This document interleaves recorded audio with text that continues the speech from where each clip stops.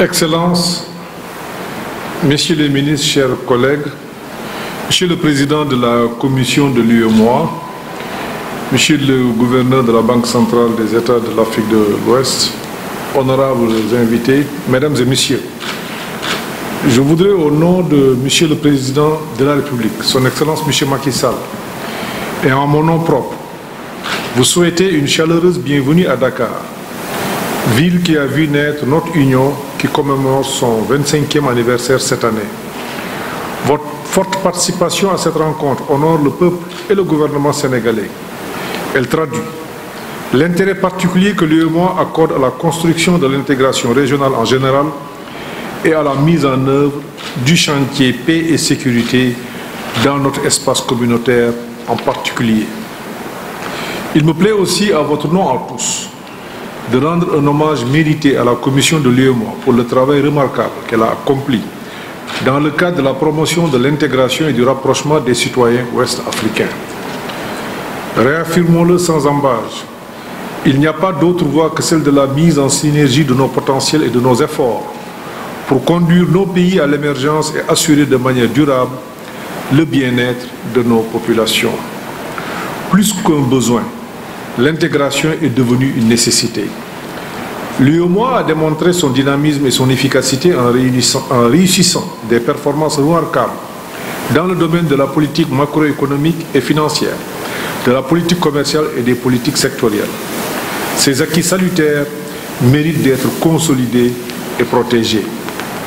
Toutefois, vous conviendrez avec moi, comme du reste l'affirmait l'ancien secrétaire général des Nations Unies, Kofi Annan, il n'y a pas de développement sans sécurité.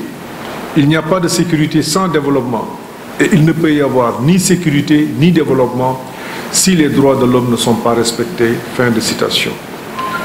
Messieurs les ministres, Mesdames et Messieurs, les défis sécuritaires sont connus. Point n'est besoin d'y revenir.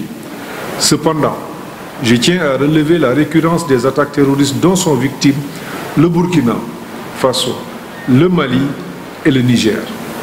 C'est le lieu pour moi d'exprimer encore une fois, au nom du gouvernement et du peuple sénégalais, toute ma compassion aux populations de notre espace communautaire, fragilisées ou victimes des actes terroristes et barbares qui tentent de saper les fondements de l'intégration économique régionale.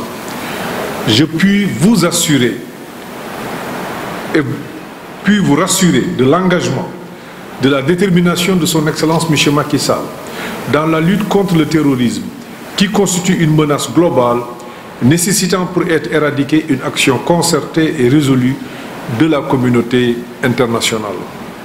C'est en cela que le Sénégal est honoré d'assumer la responsabilité de la coordination de la mise en œuvre de la politique commune de l'UEMOA dans le domaine de la paix et de la sécurité. Par cette politique, l'Union vise à établir, à construire et à développer les conditions générales sociales, économiques, politiques et institutionnelles qui garantissent à l'espace UEMOA la paix et la sécurité sans lesquelles les objectifs fondamentaux visés par le traité de base ne peuvent être atteints. C'est pourquoi il faudra saluer les acquis remarquables réalisés dans le cadre de la mise en œuvre des diligences issues de la 3e réunion du comité de haut niveau sur le chantier paix et sécurité. Messieurs les ministres, Mesdames et Messieurs, je me suis fait l'écho des résultats de la réunion de nos experts. Je remercie et félicite le président de la Commission. À travers lui, la Commission de l'UEMOA pour les efforts inlassablement consentis en vue de la mise en œuvre de la politique commune de l'UEMOA dans le domaine de la paix et de la sécurité. Ces efforts méritent d'être soutenus par tous les acteurs, tant au niveau national que régional. C'est pourquoi j'invite le président de la Commission de l'UEMOA à accorder un intérêt particulier aux activités entrant dans le cadre de la mise en œuvre de la dite politique. Je citerai l'opérationnalisation du mécanisme de veille et d'alerte précoce créé au sein de la Commission de l'UEMOA, le renforcement de la coopération en matière de sécurité et de renseignement, l'implication des collectivités territoriales dans la préservation de la paix par le développement économique, le renforcement de la lutte contre le terrorisme et ses activités connexes. Qu'il me soit également permis de féliciter vivement tous les experts qui ont examiné avec rigueur le bilan de la mise en œuvre des diligences issues de la 3e réunion du comité de haut niveau. Le rapport sur la situation sécuritaire et le relevé des conclusions des concertations sur la paix, la sécurité et le développement des zones frontalières. La substance de leur travail nous sera soumise pour validation.